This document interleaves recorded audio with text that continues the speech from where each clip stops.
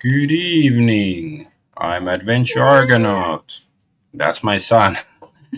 But this is the golden news. It's Tuesday News Day. I will bring you news from the passing week or the past week. And let's see that my streams are all running. And of course, Rumble is not running yet. Let's do something about it. Okay, let's see now. Oops, up. Ooh. Okay, I think they're all working. Yes, very good. So let's get to the first story. Far right wins election in Austria. But it might be that even though they're the biggest party, they might not be, in the government actually.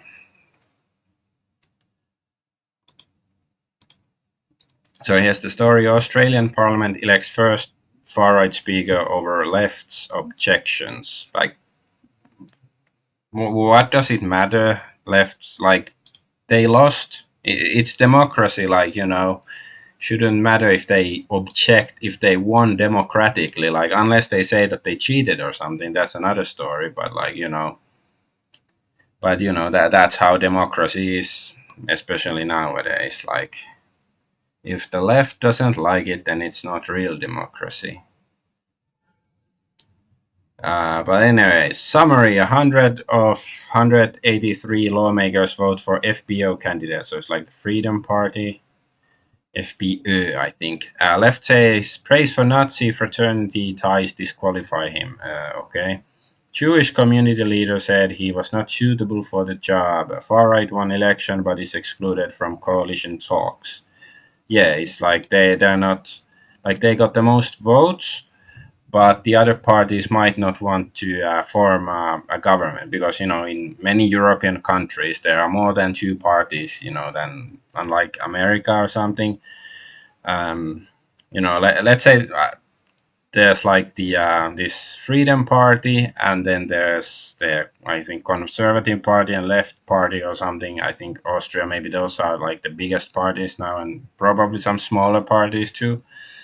But they have to have basically majority to form a government. And usually in European countries, the party that gets the most votes is the winner, and they get to basically get their prime minister or something, at least in Finland. So they're sort of like, they get to decide what road to take, because that is, it's taken to be the will of the people. But of course, if the quote unquote far right wins, then the other parties don't want to play along, and fuck democracy, I guess. And I'm not saying I disagree. I'm not a fan of democracy, but I don't know, and you should at least try. So yeah, it's, yeah, objections from the left and the Jewish community. And like, okay, I checked, like, Austria has bit under 9 million people, I think, and the Jewish community is like 10,000. So that's like a 0.1% of the population of Austria. So who cares, really? Because democracy is, love it or hate it, is, the tyranny of the masses, right? That's how it's supposed to work. But then you don't like it anymore when it bites you in the ass. Is that it? Anyways, Walter Rosenkrantz, a 62-year-old lawyer, a veteran lawmaker of the Eurosceptic, Russia-friendly Freedom Party, had recently served as Austria's parliament about an ombudsman. His supporters say his decades of public service qualify him for the country's second highest office. His critics point to his membership of a far-right fraternity and his praise for a prominent Nazi arguing such senior officer requires a more statesman-like figure. Okay, so who are these? What's this far right fraternity and prominent Nazi? I am genuinely intrigued. Like, um, where does it say? Okay, Rosencrantz wrote a contribution for a book about members of far right fraternities like his who had made significant contributions to Austria. One of those he mentioned was Johann Stich, who, as chief prosecutor of Vienna under the Nazis, was responsible for the execution of dozens of resistance members. I don't really care. Like, okay, somebody who was who did something like, I don't know, 80 years ago, whatever. I haven't heard about him, so I don't think he's gonna be the history's greatest criminal or anything. But I am like, what are far right fraternities? That's more concerning to me.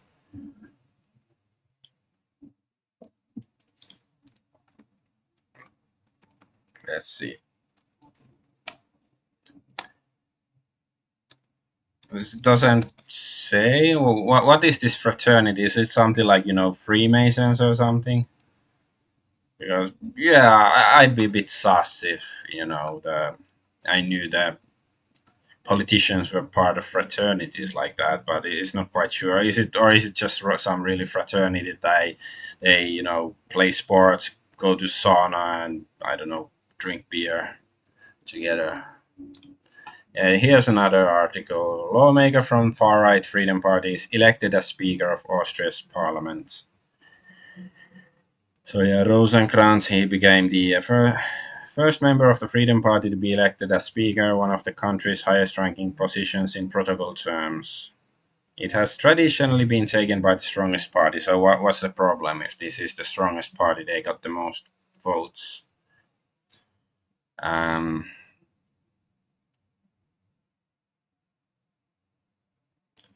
yeah. Yeah, Nehammer says he will try to form a three-party coalition with the center-left Social Democrats and two smaller parties, the Liberals. So yeah, so it doesn't like. I think they're still deciding. Yeah, Nehammer is a conservative Austrian People's Party. Yeah, they don't want to work with Freedom Party. So it's like will of the people. Like, well, this is the EU era European democracy. Like, if the people don't care, then you just say screw the people and do what you want anyways. Like the EU constitution, like 20 years ago or whatever, a few European countries voted on it, and some countries rejected it, and then they forced them. Like, I think Ireland rejected it, and then they forced Ireland to vote again, and the second time they magically approved of it, but France simply rejected it, and then they're just like, yeah, whatever. And maybe it still hasn't been ratified, but if there's no constitution, isn't that sort of sus too? Whatever. So yeah, this is Austria. Like, they don't care about democracy. Why should you? And hey, I'm not saying I'm far right, but nowadays, far right is equated with common sense. Having a country with laws and borders that mean something is considered far right, or thinking that men and women have biological differences, that's considered far right nowadays. So in that sense, I'm far right, but so would be probably your grandma. Let's go to the next story. What is the next story? And yeah, today I have lots of stories, but not all of the stories are so big or important, or like they're sort of small bites. So why are there U.S. troops in Somalia? That's a good question. So yeah, Let's go. Open the ammo. yeah. Here it says, why are U.S. National Guard in Somalia? Like, at least I haven't seen. Let's see if there's like there's no community note or anything. So I assume this. It says here, National Guard mortar team repels attack from Al Shabaab in Baledogal, Somalia. Yeah, why is American National Guard in Somalia? Hey, Bella Scott. Uh, but yeah, there's no community note saying that this is from like 10 years ago. So I guess this is accurate that they are indeed now in Somalia. And this is American military intervention in Somalia from 2007 to present. So they have some interests here. Counterterrorism. Yeah, it started with in the Bush era. Here's the lowdown. So U.S. backed Ethiopian invasion and rise of Al Shabaab in 2006, 2009, and African Union, blah blah blah. And so majority of U.S. troops withdraw in January 2021. That was when Trump was still president, right? And redeployment of U.S. troops in 2022. And here it says Biden approves deployment of hundreds of U.S. troops into Somalia. So based on this, it sounds like yeah, in late 2020, President Donald Trump announced the withdrawal of most of U.S. troops from Somalia by 15 January 2021. Yeah, it is. Certainly did some good things. Um, because why should America have troops in Somalia? It's not part of NATO even or anything. So you know why?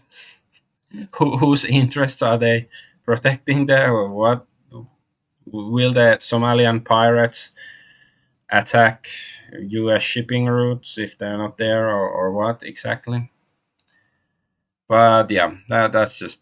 And oh yeah, I think this is also being used as to point out Kamala Harris's lies or ignorance, because she supposedly said that there are no U.S. troops in combat duties in across the world right now. But suppose if they are in Somalia in combat, then she was either lying or she was ignorant.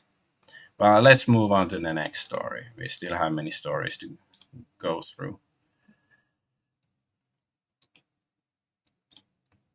Ford CEO likes Chinese cars. Cars. He likes Chinese cars. I'm not hinting at anything. So the CEO of Ford says he's been driving a Xiaomi EV electric vehicle for the past 6 months and doesn't want to give it up. And yeah, it's written by Quan Wei Kevin Tan. It's like Business Insider. So I do think that's a Western publication, but this is like a puff piece for Xiaomi from the CEO of Ford. Like this is really weird. Like I wonder if they're planning to sell Ford to China or something. But yeah, Ford CEO Jim Farley says he's been driving the Chinese tech giant Xiaomi's EV for the past 6 months. And Xiaomi, I know from them from cell phones and stuff. Farley described Xiaomi as an industry juggernaut. Farley previously told a board member that China's auto industry was an existential threat. Okay, yeah, doesn't make sense. So yeah, so yeah, it says here he's been driving it for 6 months and he really likes it, and it's fantastic. They sell for 10,000, 20,000 a month. They sell 10,000, 20,000 a month. Okay, it wasn't the price yet. They sell this many a month. They're sold out for 6 months. So yeah, he really likes the Xiaomi, and it's like, why would you make a puff piece of like competitor? Like it doesn't make sense. Like I'm not an expert in the auto industry or business or anything, but it's a bit sus, and it reminds me of like Nokia. Nokia, as it's known internationally, it's a Finnish company, or used to be a Finnish company, because Nokia is a town in Finland, and but now it's sort of like owned by Microsoft, I think, or somehow related to Microsoft. Because I do remember it was like, I don't know, 10, 15 years ago, there was some new CEO that really, I don't know, I think he sort of purposefully screwed things up for Nokia so it could be sold to Microsoft or something like that. So maybe this is what he's doing, and yeah, it's like why call it existential threat and then go praise it? It's like, it's like, oh, you're so oh, your big strong arms. Ooh, I hope you don't manhandle me with those arms. That's sort of, it is sort of feminine behavior that want to be conquered. That's how it sounds like to me. It's just why. Let's move on to the next story. So Candace Owens is banned from Australia by Jews or Zionists or whatever. So yeah, she, I guess, wanted to go to Australia probably to for some event, but Australia bans Candace Owens from entering country due to anti-Semitism. So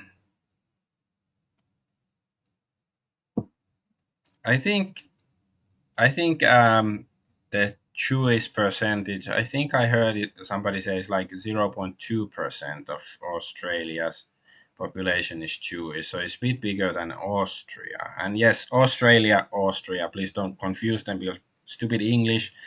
Because it's Do you know why Austria is called Austria? Because it's Österreich.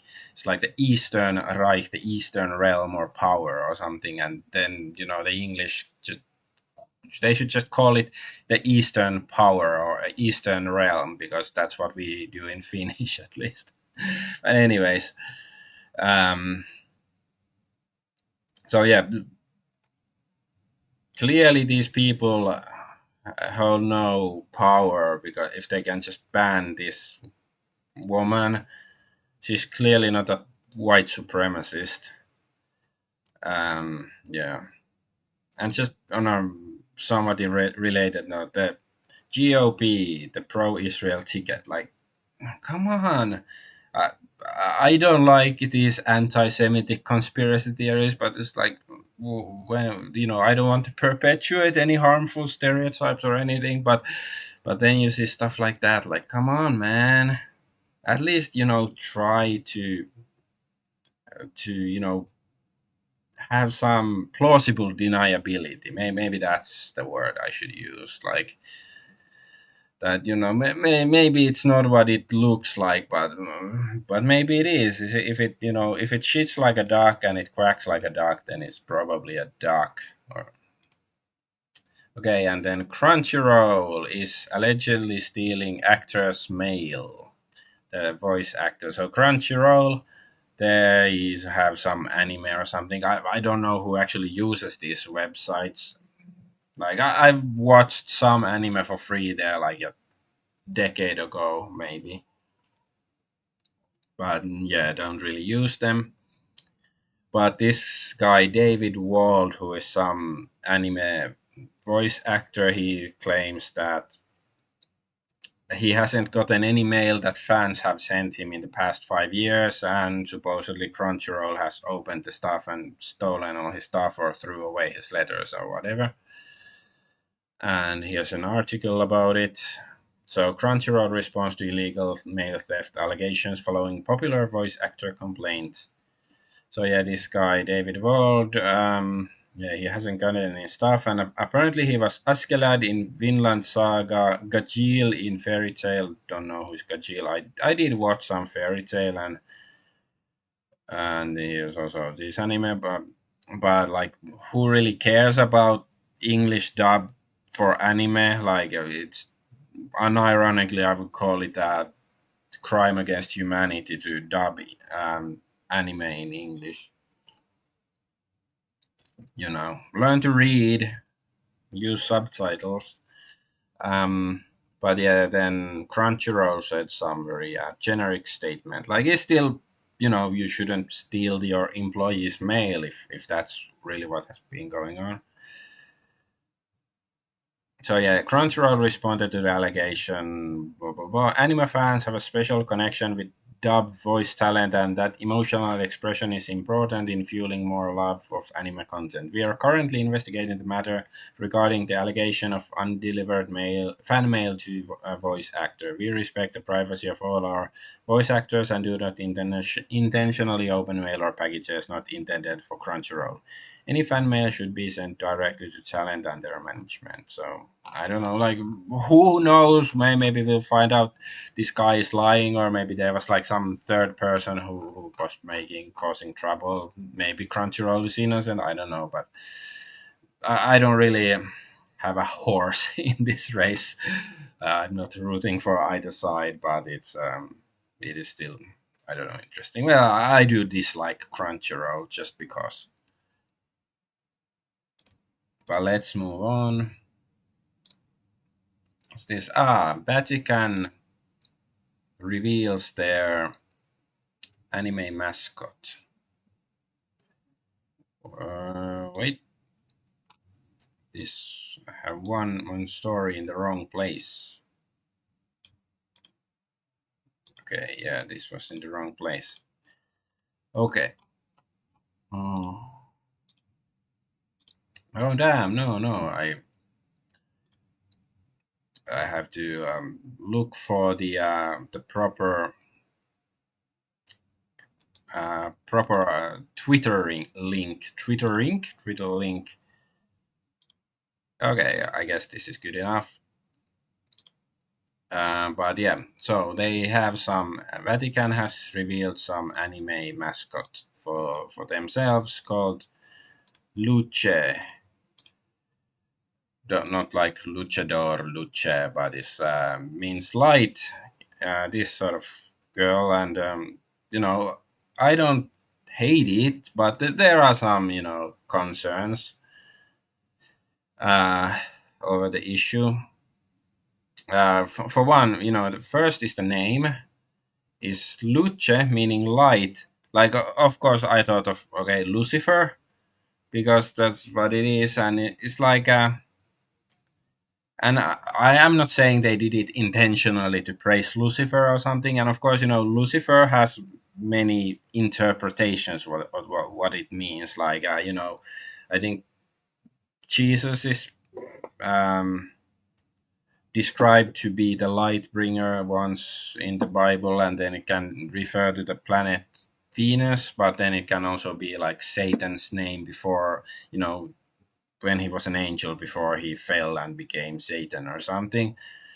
And as far as I know, in Catholicism, Lucifer is not like dogmatically deemed an evil name or anything, but still, like most people, whether they're Christian or not, they hear Lucifer, they think it's okay, it's evil. So maybe if you want to, you know, better your image, you maybe you shouldn't be choose a name that can be misinterpreted in this obvious way. And especially this is the Vatican. Like, if it was some, I don't know, if Ford made a anime mascot called Luce, that would be different. Like, it wouldn't be any, but it's the Vatican. They should know better than to, maybe they should choose another name. That's all I'm saying about, well, I'm saying, like, for example, Mr. Beast.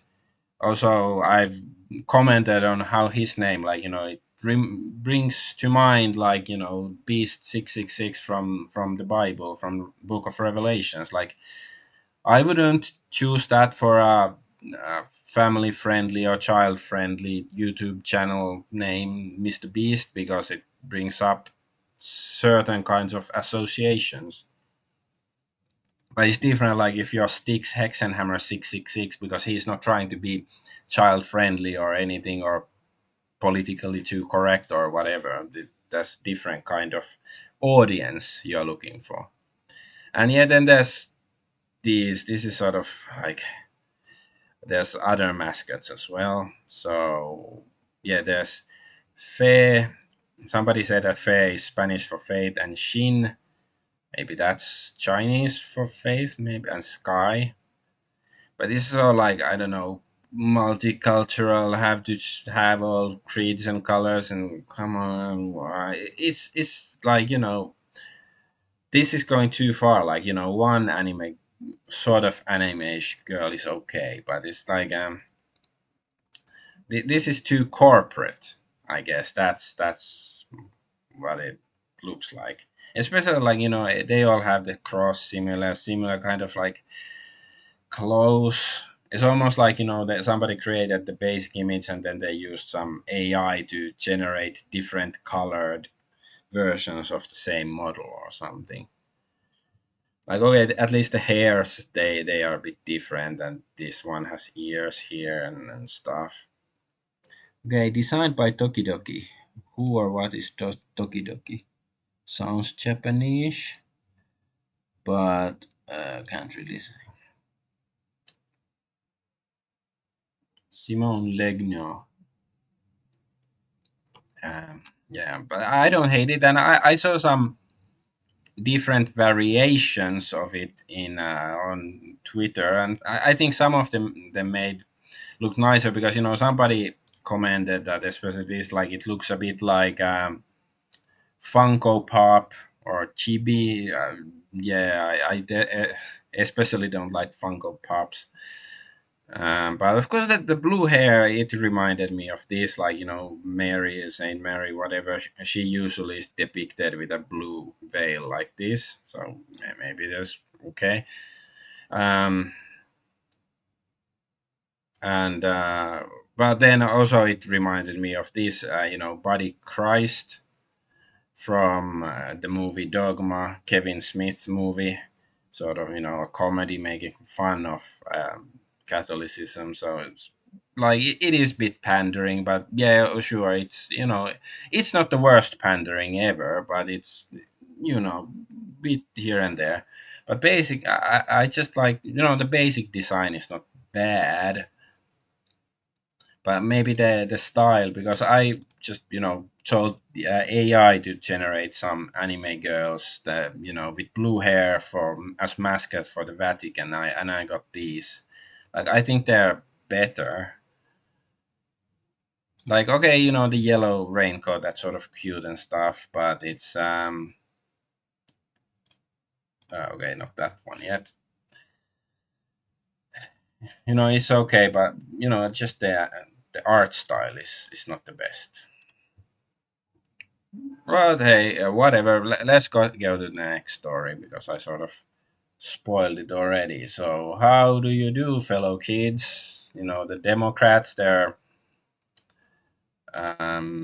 advertising in Fortnite, Freedom Town, for to Democrats push to reach gamers and young voters. And well, yeah, these both stories like that, Vatican story, and these both are how do you do, fellow kids. And then, of course, Team Waltz, Kamala Harris's running mate, vice president wannabe. He's been streaming Crazy Taxi on Twitch. Well, hey, I think he probably has many more viewers than me, so maybe, maybe this is just jealousy. But yeah, I'm not running for president of any country.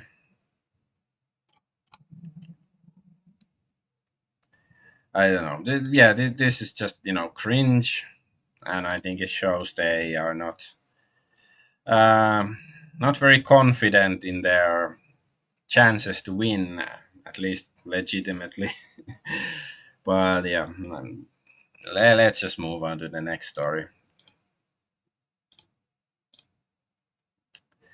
And text isn't the clearest. Game publishers are terrified that old games might be good. And yeah, not sure what the picture is supposed to depict, but yeah. So, and this was shared by Running with Scissors, the company behind the Postal series. So their Twitter is actually pretty good. Like, it seems like there's an actual human being there and not some corporate bullshit. So publishers are absolutely terrified preserved video games would be used for recreational purposes. So the US Copyright Office has struck down a major effort for game preservation. So yeah, here's the article. So there was a 3-year fight, legal fight to help support game preservation, and it has failed. So basically, Video Game History Foundation, they have been supporting the software preservation network to petition to allow libraries and archives to be remotely shared digital access to out of print video games in their collections. But like, because they're still, they used to be, especially like, 15 years ago.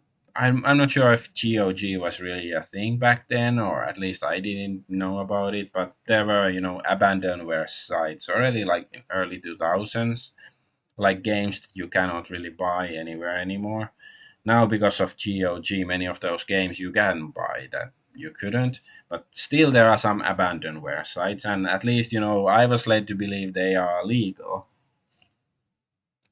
So if nobody really is, holds the rights or sells a game, shouldn't you be able to share it for free?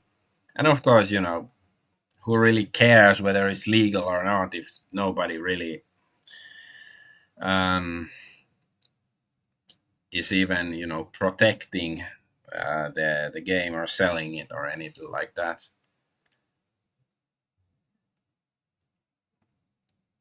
But yeah, they didn't show that removing the single user limitation for preserved computer programs or permitting off premises access to video games are likely to be non infringing. So yeah, this was some bullshit.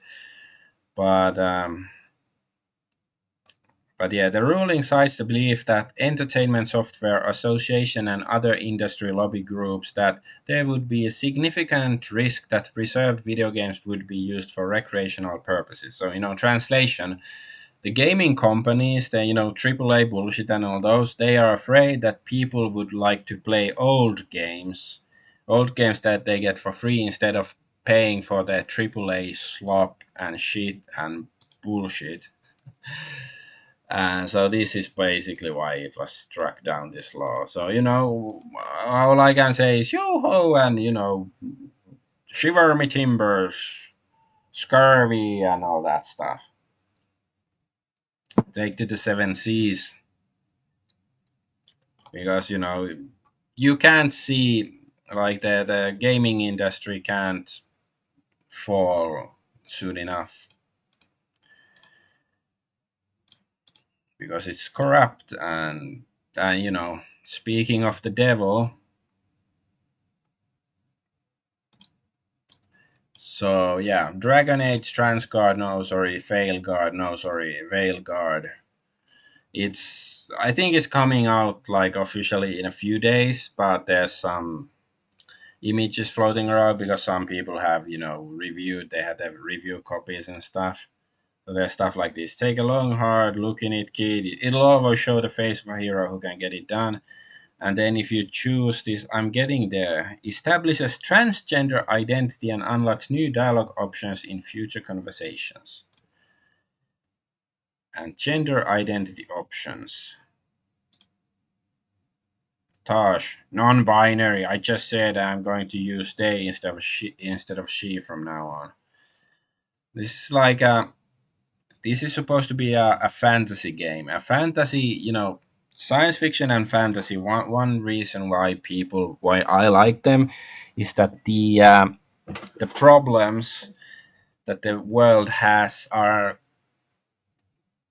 often very different to the problems that we have. Like, they don't have to worry about, I don't know, Ukraine Russia conflict or transgenderism in Tolkien's world, like Lord of the Rings. They don't have to worry about the same issues that we have to, and that's why it's fun, seeing that these fictional characters get invested in these fictional problems and finding ways to overcome it, and it's enjoyable. But these people, they cannot understand it.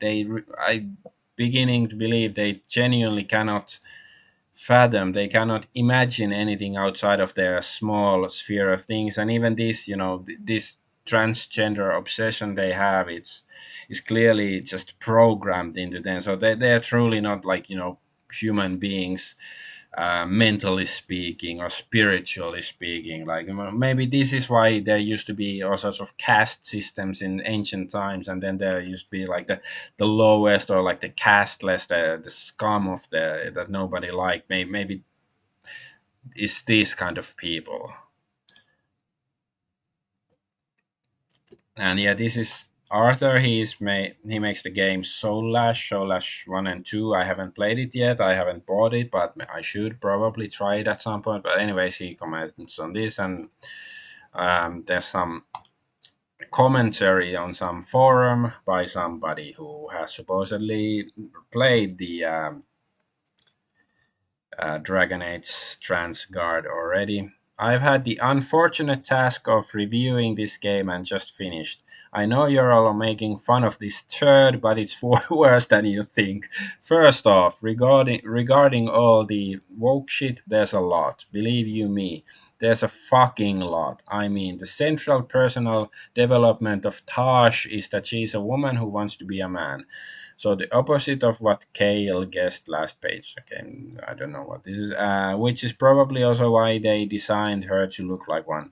In the spoilers below is a peek of a fairly early conversation, in case there are actually self-harming people among you intending to play this and don't want to be spoiled, where Tosh is talking about how she wants to dress like a man, that she hates dresses, that no one wants to be a woman, and so on, and never trying to cheer her up. To be fair, there is actually an option not to sympathize and essentially tell Tosh to get her shit together in this convo, but it's inconsequential. Anyway, the point is, it's woke as fuck.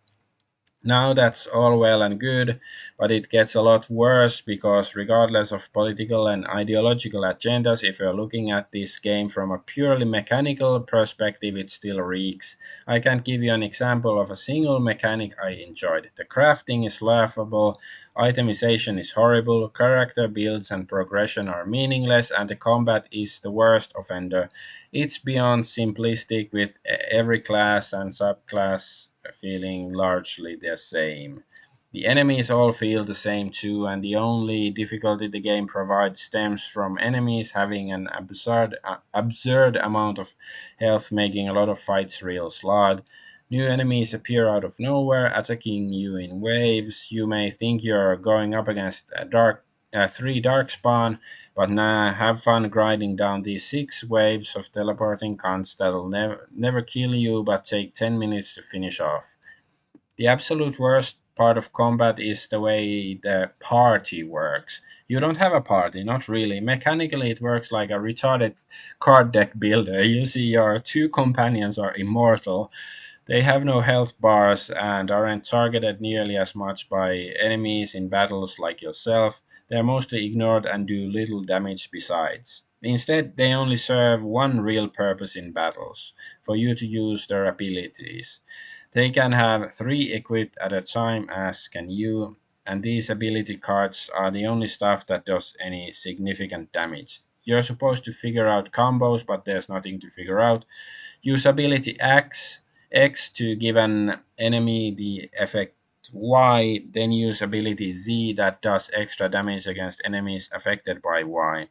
It's banal at best. Moreover, all these abilities come with a cooldown. A cooldown they fucking share, meaning once you use all 3 go on cooldown. There's few exceptions to this, which means you'll spend most of your time simply auto-attacking and dodging enemies whilst waiting for the cooldown to end. I could go on, but I won't. I've an actual review to make before the embargo lifts. This game is an utter mess, and anyone giving it a positive review can never be taken seriously again. I'm genuinely interested to reading this review. Like, I don't know who this guy is. Like, I assume this is a pseudonym, so they won't advertise who they really are. What is, like, publisher or whatever company they work for. Yeah, there's Dragon Age Veilguard described as a piece of garbage and the tombstone of BioWare. Yeah, lots of people have been saying, like, BioWare is gonna die because of this, the company. And I think Was it IGN gave it 9 out of 10 points or something, which is a complete joke. And this Polygon Dragon Age Veilguard review. Uh, Dragon Age, the Veilguard is the friend group simulator we've been waiting for. Get by with little help from your friends. Like, okay, thumbs up for this Beatles reference. Like, you have to be old enough to get the reference. So I guess Todd Harper is probably old because he gets it. But otherwise, it's trash like Polygon and Dragon Age and everything else. Okay, let's just move on. So yeah, this is one reason why I've been waiting for the games industry to crash for years and years. Speaking of crashing industry, Ubisoft is falling apart. Ubisoft issues mount as 300 employees go on strike amidst studio shutdown. Yeah, so I didn't even bother finding any, corroborating details to this. This is just like, yeah, very good news. Ubisoft is falling apart. This is just like, I don't know, laugh at them. Any actual gamer has hated Ubisoft long before they went woke. Like I had a couple of weeks ago, I had the article like from 15 years ago when they stole some pirate crackers code to get fix some glitch in their game. They couldn't do it themselves, so they just stole the code from a pirate.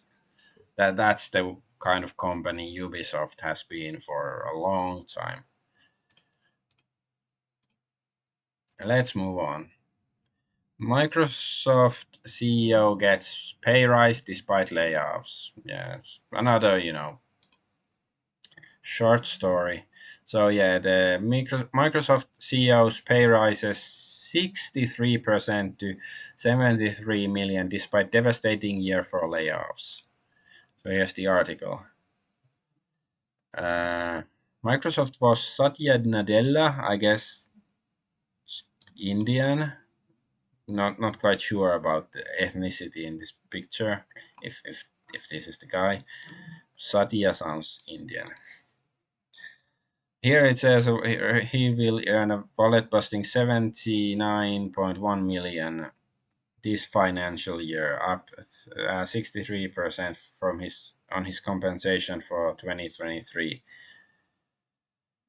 A huge boost in Nadella's pay in both cash and stock announced by Microsoft last night comes after a positive year overall for the company's financial revenues, but a turbulent 10 months for its employees. So yeah, 2024 has seen two mass layoffs at Microsoft, with 1,900 staff laid off in January and further 650 Xbox employees were shown the door in September. Yeah. And ironically, there's Dragon Age Veilguard review in this window, this Eurogamer. But it's just yeah, Microsoft moved to shut down three Bethesda gaming studios, Arcane Austin, blah blah blah, and all that stuff. But like, why do these CEOs, especially when they make shit like all these companies, like the AAA companies, they've been making shit, but the CEOs get lots of money. They just fail upwards, like Sony and Concord and stuff. Like, why don't these ever get punished? Like, I advocate for a society like, especially like if they don't do a good job, like genuinely good job in sense that it benefits the users of these programs, this software, that they should be reviled and they shouldn't get like millions and billions every year. These CEOs, it's bullshit. Like, just just think how much money these companies waste each year.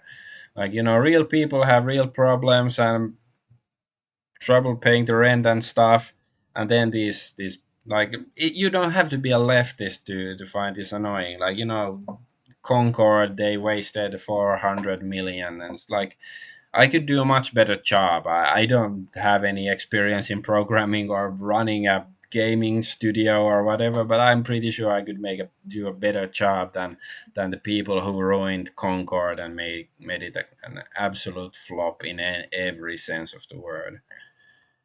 It's like and okay, at least Microsoft has made some money under this guy's um you know under his rule, but still uh they just killed Windows 10. I haven't used Windows 10 much. Windows 7 was peak Windows for me, and we're just sort of holding gamers hostage. Like if you're a gamer, you really don't want to just move on to Linux. Like maybe if I was rich enough, I should would have two computers. Maybe I'll try to get Linux for one computer, and the other would be for gaming and streaming and stuff. But yeah, you know, doesn't make you a communist or a socialist or something to find this questionable. But Americans, they send them to get take it personally if you tell you what you should or shouldn't do with the money. But especially you shouldn't waste money on people like this. Not this much. Okay, last story, and this is just a funny one. This isn't so much news. Castlevania anime is retarded. Um, I haven't watched the anime at all, but apparently, vampire. So there's this. I don't know. Is it some Belmont or whoever this guy is? Vampires are basically an evolved predator species. It confuses the shit out of their brain. So I guess it's like the supposedly why they don't like crosses. So yeah, here it says the concept of warding off vampires with crosses is so interesting to me. I wonder if it applies to any other religion and if they're allergic to just Catholicism. So yeah, the explanation here in Castlevania is that it is in the religious thing, the fact that their eyesight is so advanced that intersecting angles literally confuse them to the point of panic.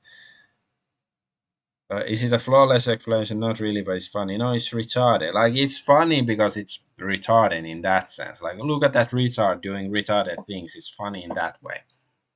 Because like how does it?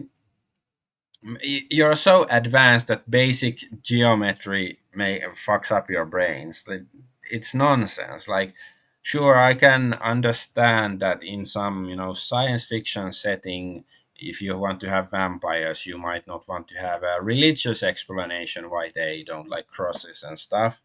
Like, sure, I can appreciate the effort, but this explanation is retarded, and especially if it's Castlevania, because Castlevania is, there's all sorts of supernatural and occult and magic and stuff, so it's just nonsense. But it's fun, and for a few days, people had a lot of fun time on Twitter laughing at this silliness. But yeah, this is the last story of the week. Um, yeah, I don't know. Let's summarize. Well, there's lots of random stories. There wasn't any like one major story, one story to rule them all and in darkness bind them. So uh, it's hard to summarize. But yeah, well, elections. Is the U.S. presidential election gonna be already next week or when? But it's gonna be soon, I think. So yeah, that's gonna be something, but that's for that then. But yeah, the Austrian election is, I guess it's people should pay attention, like how they are. Hey, Agent Double Hertz, did you just send me a new message? Hey, welcome. Just wrapping up my stream, but yeah, it's the Austrian election, like how the the governments themselves don't really care about democracy and will of the people nowadays, and just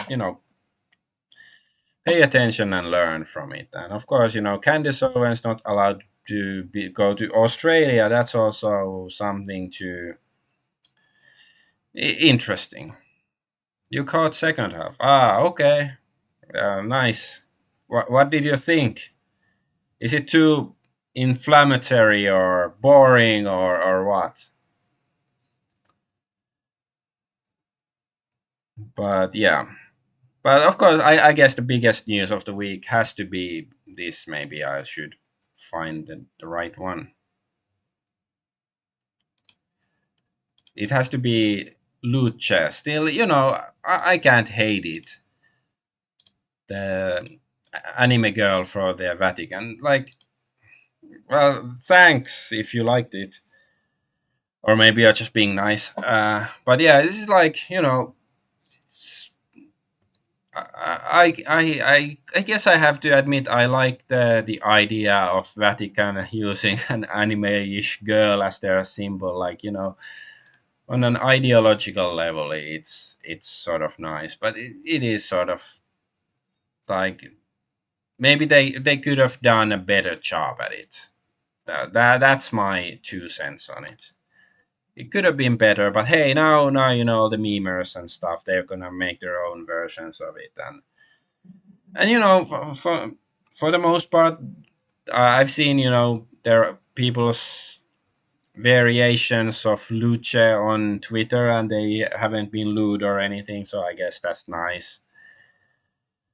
But yeah, that I guess that's the end of the stream. I don't have much else to say. So yeah, thanks for watching, and shout out to Agent Double Hertz, and I'm Adventure Argonaut. I'll see you hopefully tomorrow in another horror stream because it's still that season. Bye bye.